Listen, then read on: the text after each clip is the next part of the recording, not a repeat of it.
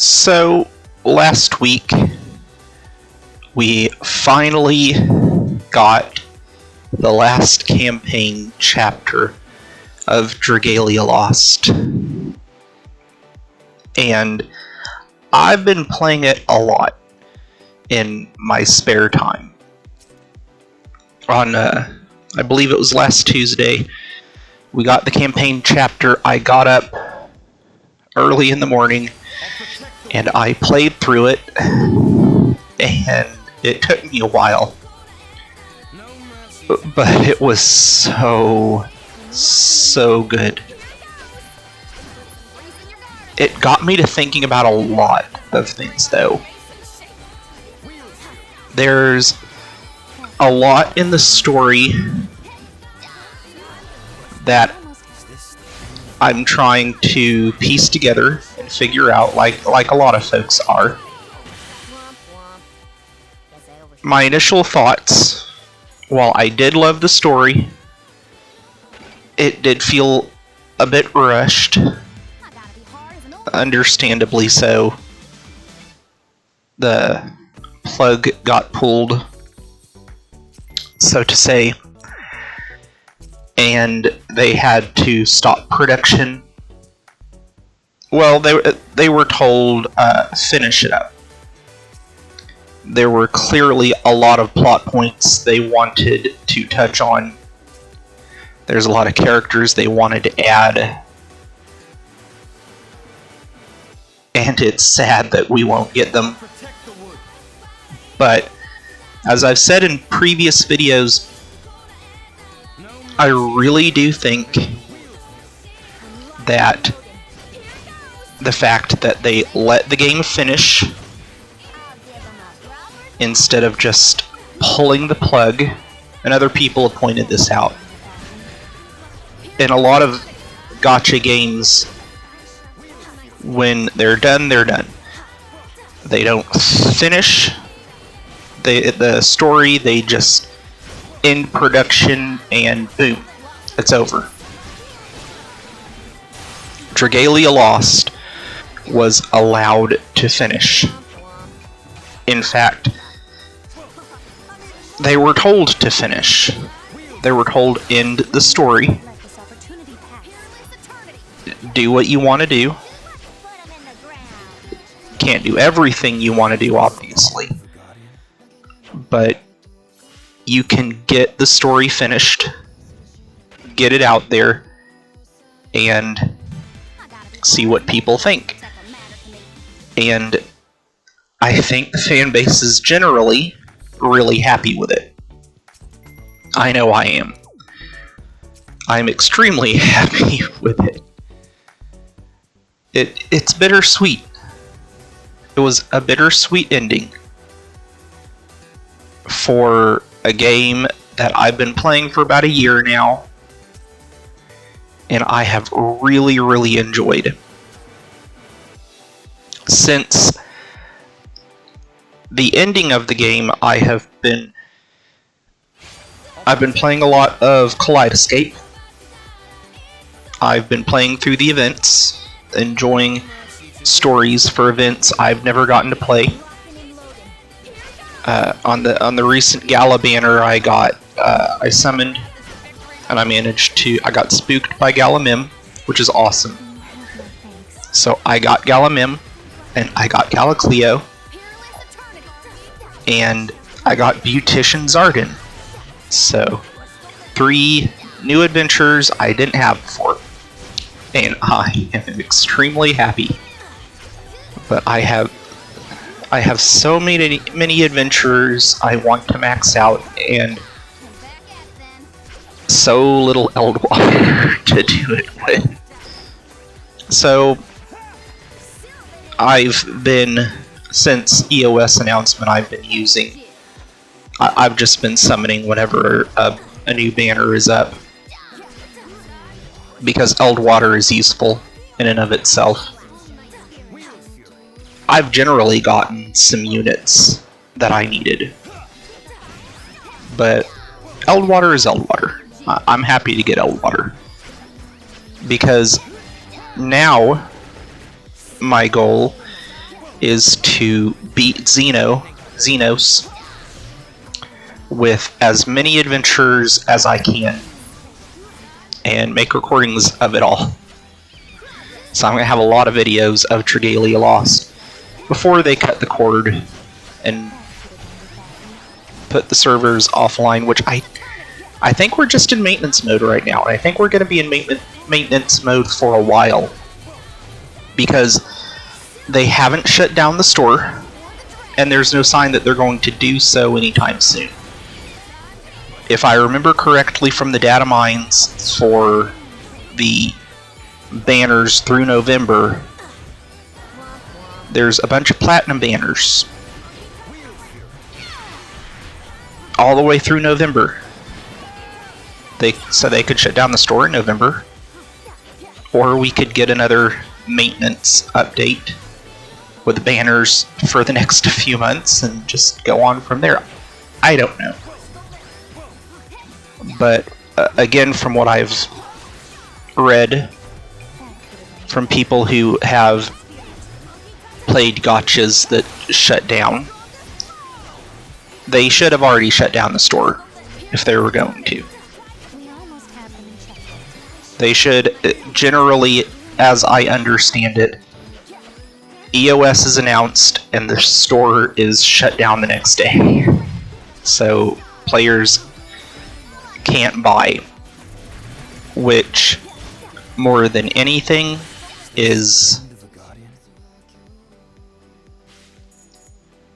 it's the developers and the publishers covering a possible legal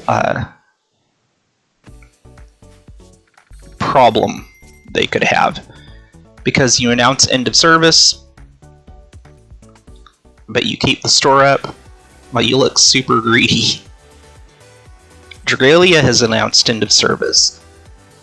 The store is still up, but the game is going to be playable for the foreseeable future, at least until November. But I wouldn't be surprised at this point if we just got maintenance updates for Lord knows how long at this point. And I'm happy with it. I'm going to keep playing because I really enjoy the game. I really enjoy the characters and the world. The events are a lot of fun. But going back to some thoughts on the final campaign chapter. On standby for a mission to scare someone. I've just got a lot of questions. I think they were always, this was always the end game. Xenos was always going to show up at some point. I think there's a lot of things that they intended to elaborate on, to add lore to. For example, something that caught my eye when I was playing through the earlier chapters of the campaign for the first time. When Morsiati possesses Zethia, he mentions the flow eternal. And my initial thoughts were, what the heck is that? Where does that come from? What is the flow eternal? It's an endless supply of fiends being resurrected that have previously been killed, or simply pouring in from the space between worlds. As I understand it, again. And Morsiati's primary purpose, as it seemed to me, was to protect the flow eternal, so that he would have an endless army of fiends, and the flow eternal, which was never shut down, is why we're always fighting fiends, why they're everywhere, attacking everyone all the time. But fiends are born from black mana. They could be born other ways, but they're certainly made from black mana. They originate, or at least a lot of fiends, they can originate from black mana. And black mana is the power of the progenitor, Xenos. So, Xenos is in the space between worlds, generating the flow eternal. He just exists there, and because he exists there, black mana is everywhere.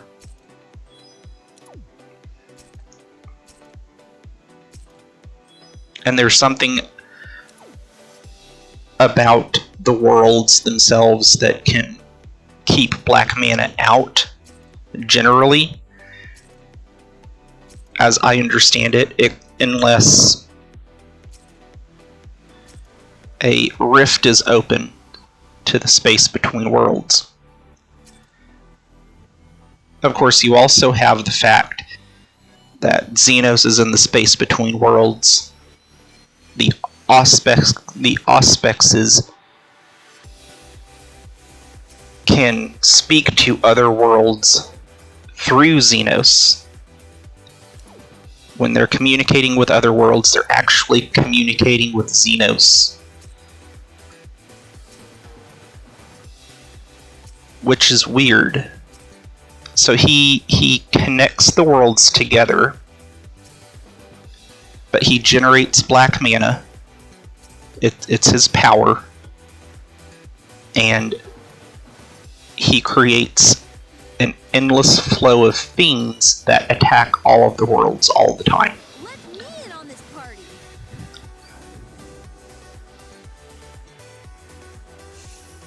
I don't know. That there's so much there. There is so much there. Hello there. So, but Morsayati, while being a part of Xenos himself,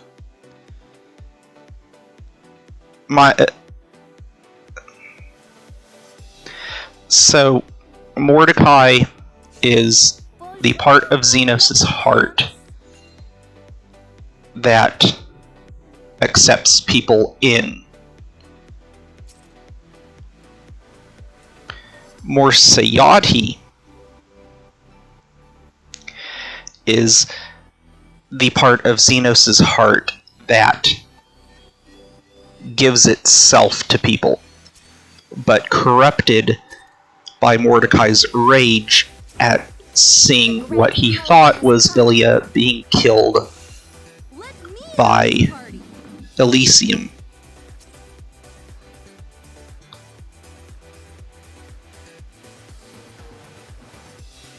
Uden was made from the flesh of Morsayati. So it's almost like he's a purified version of Morsayati. And this is another tangent, another question I have. But, so Uden is almost like, or possibly literally, a purified version of the other, of Morsayati.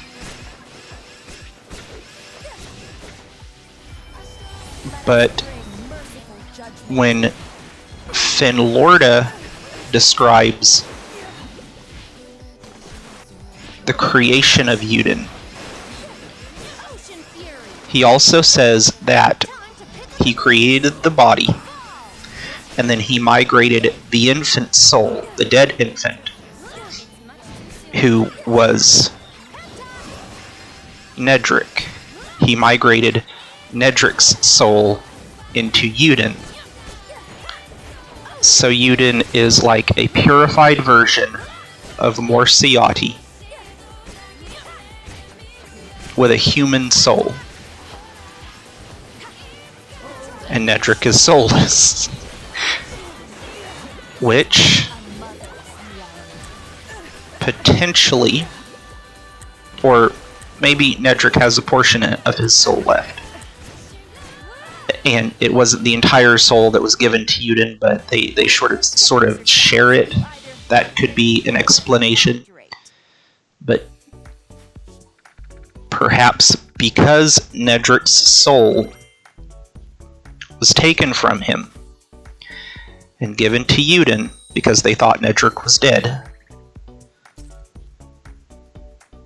Nedrick, it made it easier for Bahamut to try and take control of Nedrick. It made him more vulnerable to Bahamut. And then he had to fight that much harder to resist Bahamut.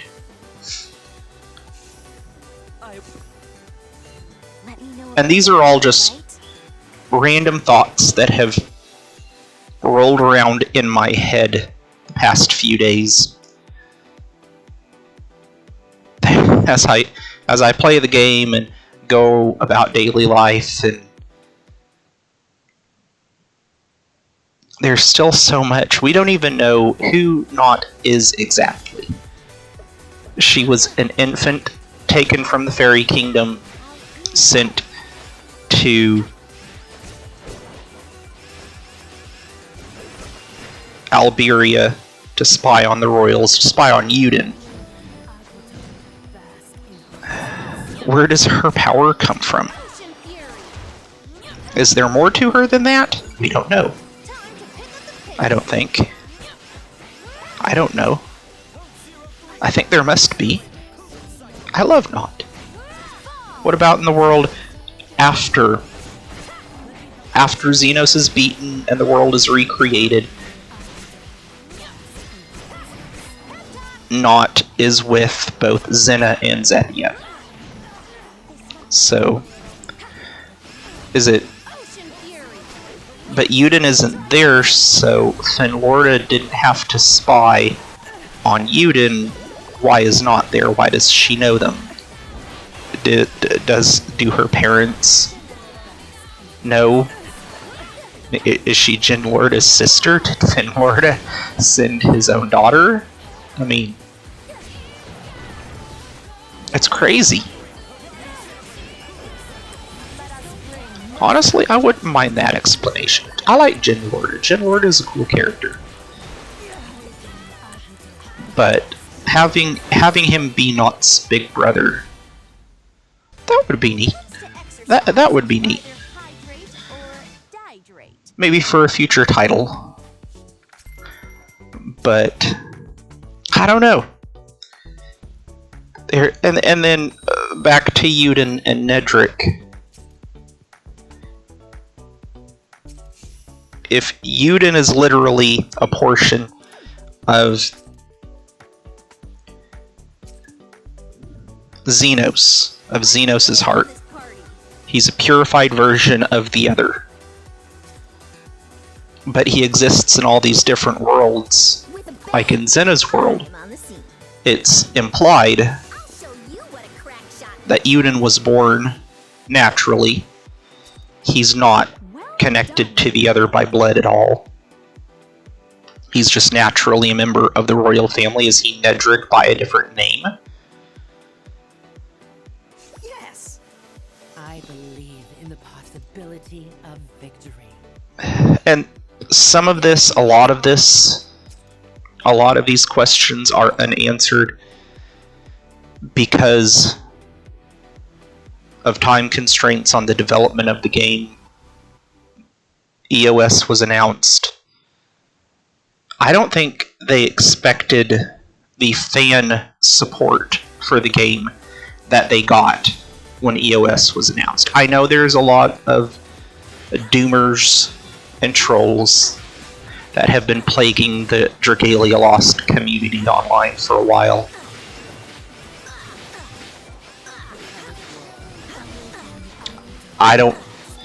I don't pay much attention to them, but I've seen some posts about them. But of course, you've also had people online claiming that My Hero Academia was going to be canceled years ago. That's going to be canceled any day now. No. But don't listen to the doomers. Don't listen to the trolls. Let them waste their time, but don't waste your time with them. There's just so much to unpack from the lore of this game. We didn't even get to see all of the clan leaders of Hinamoto or their dragons. We didn't get all of the Great 12, which is sad. But what we did get was awesome. What we did get was awesome. And I loved it. I still love it. I'm still playing every day. And I'm gonna play every day until the servers shut down. But those are my questions. And I have a whole lot more. Maybe I'll write them down for the next video. If you listened, thank you very much. I greatly appreciate it. And have a very good day.